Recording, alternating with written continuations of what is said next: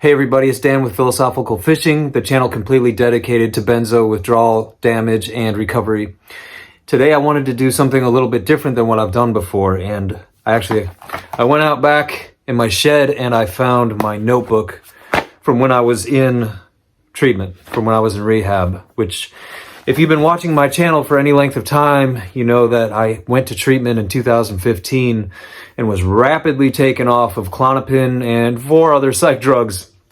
And it was just the most awful, incredibly difficult, painful, miserable experiences of my life, but one that has changed me in so many profound ways that have actually led me to a new life today. And that's what I want to share about on this channel. But for today, I wanted to dig this out, and it's been a while since I've actually looked at this notebook.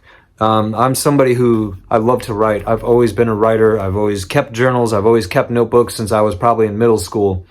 It's just always something that I've done. And so when I was in treatment, it was no different. They had given me a couple of these composition notebooks to write in, and I just every day I would try to sit down at night and write something. And so the part that I was reading earlier was from the 29th of August 2015, and I actually wrote at the top of this journal entry, "First day off of benzos, first day of sobriety," is what I wrote right there.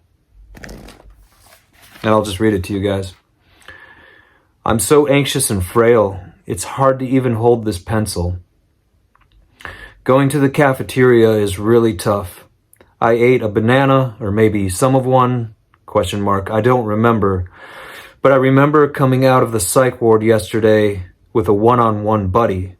And in the treatment center I was in, if you went to the psych ward or you had to go to the hospital because you had threatened suicide or were in any potential danger of hurting yourself, they'd give you a one-on-one buddy, which basically they took one of the techs and they just paired you up with that person for at least 24 hours. I feel like I'm losing my effing mind, and I don't feel like I can endure this. Even the feel of my pencil on paper makes me anxious. I'm trying my hardest though, I really am. I'm shaking so hard inside. It's as if my brain is getting electrocuted and weighs 1,000 pounds. Please, God, help me. I cannot say how awful this really is, but I have to keep going. I just feel so utterly terrible. This is the most miserable thing I have ever felt. So much fear. I fear I'm losing my grasp of reality." And if you've watched my video on my psych ward experience, this was written the next day after I came out of the psych ward from that experience of going through psychosis. And I was still basically in psychosis. I was kind of coming out of psychosis. And so here's my journal entry from the very next day. So this one I just read was Saturday. This is Sunday. So it would have been August 30th. "This is the worst day of my life. I want to die, but I am fighting to live. F me, this is hell. I'm in hell, hell, hell." And that's all I could write that day. That's all I could get down on paper. Right there. I don't know if you can see that. That's where I was in 2015. That's where I was at after being on benzos for 13 years and basically walking off of everything. Benzos, Suboxone, Lamictal, Prestique, and just coming off of it in 9 days. And Vyvanse I was on as well. And coming off of all that in such a short time, it was basically cold turkey. And I'm looking back on it, just incredible that I even went through that, survived it, and made it out.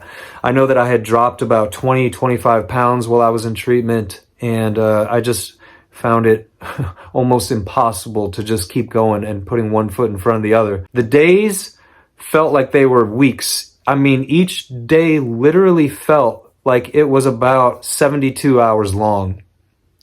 Because if you take benzos, they actually feel like they speed up time. And when you come off of benzos, time just drags forever. So each day was so hard, and made worse by the fact that it was incredibly, incredibly long. And I was in that treatment center for, I think, 42 or 43 days. And by the time I got out, I felt like I was gone for 6 months. You know, those few weeks of being in the psych ward and coming off of benzos was so hard. It was the hardest thing by far I have ever been through in my life. And I've had a lot of tough experiences. I've struggled with mental illness for a lot of my life, depression, anxiety, and going through that process was far and away the worst thing. You know, all my years of drug addiction and alcoholism, you know, all the places that brought me, the lows that brought into my life, or I should say the lows that I brought into my own life through my addiction, all the just crap that I walked through for so many years.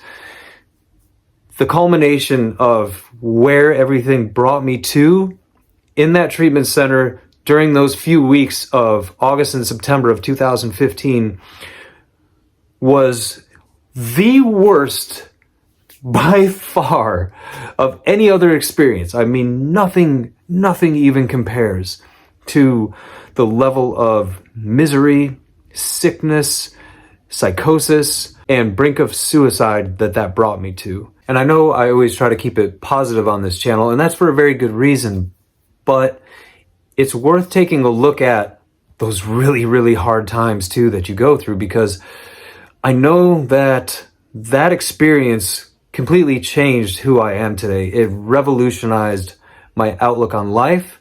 It was a spiritual experience for me. And I came out the other side a completely different, changed person.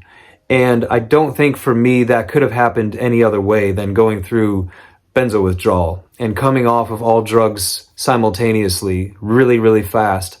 As I've said before, I don't think I'm somebody who could taper. The people who taper off of benzos, I have so much respect for, that they have enough self-control to go down a dose, and the amount of suffering that brings into their life, they still have the capacity to not go back up and take the original dose or up dose.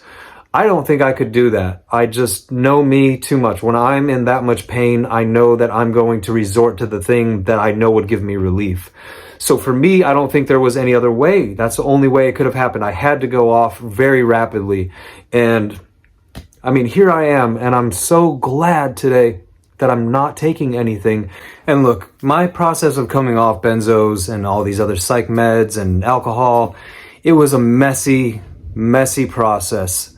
So, you know, I don't think anybody goes through a smooth transition. And I'll share something else with you, and that's after I went through my treatment center experience and my sister brought me into her house to heal for a while and gave me a place to stay and a place to live, I now was off benzos for just over a month probably, maybe just a little over 30 days or so. And I was going through my duffel bags that I got back from the treatment center because they had confiscated some of my stuff and held it until I was discharged from that facility.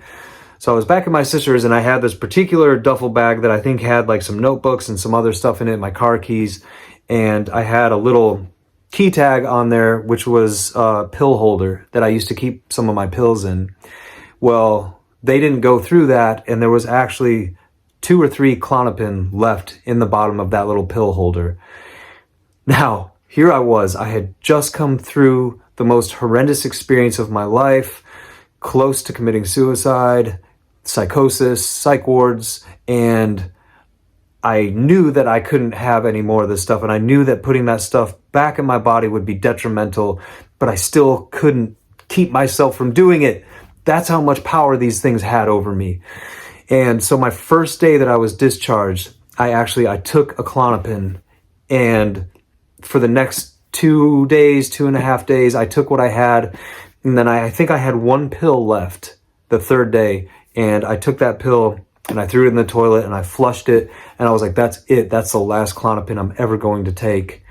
And so I reintroduced benzos into my body as I was in this very, very fragile state of healing, and it messed me up badly, really badly, because reintroducing benzos after you've basically cold turkey 30 days later and only taking it for a couple days was probably one of the worst things I could have done. So my process of getting off benzos, guys, it was messy. It was not easy. There were so many horrible things that I went through.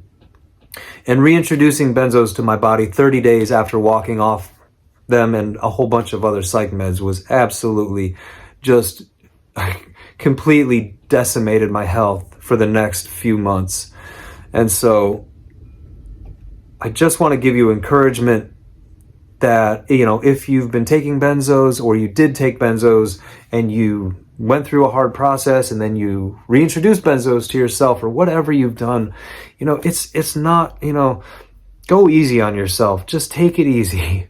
We're so hard on ourselves sometimes, and I know I can be. And, you know, going through this process showed me that I have to have love for myself. I have to have self-compassion.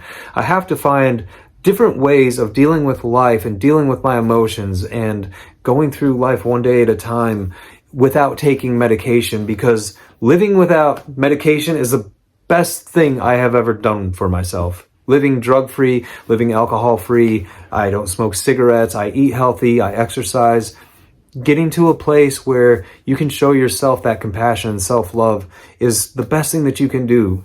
And learning how to do it is a process, and there's going to be stumbles along the way. But I know one thing, and that's going back here to this day, August 30th of 2015, I'm definitely never doing again. I'm so glad that I'm past that. That is now 7.5 years in my past, and, you know, full speed ahead, because living life without benzos is definitely the best thing that I have ever done. And I'm somebody who thought, you know, I don't know if I can ever do this. I figured that I would be on benzos for the rest of my life and that I would never get off. I figured I would die with them, and I wouldn't live a very long life because of that. And here I am, and here we are. If you're struggling, just know that there's hope for you. There's so much hope. You can heal from this. You can come out the other side. You can build a better life. Don't give up. Please don't give up, especially if you're off benzos and you're so hurting right now. Give yourself time. It takes so much time for a lot of us. So be patient. Be patient with yourself and be patient with the process. I love you guys. I'll see you in the next video.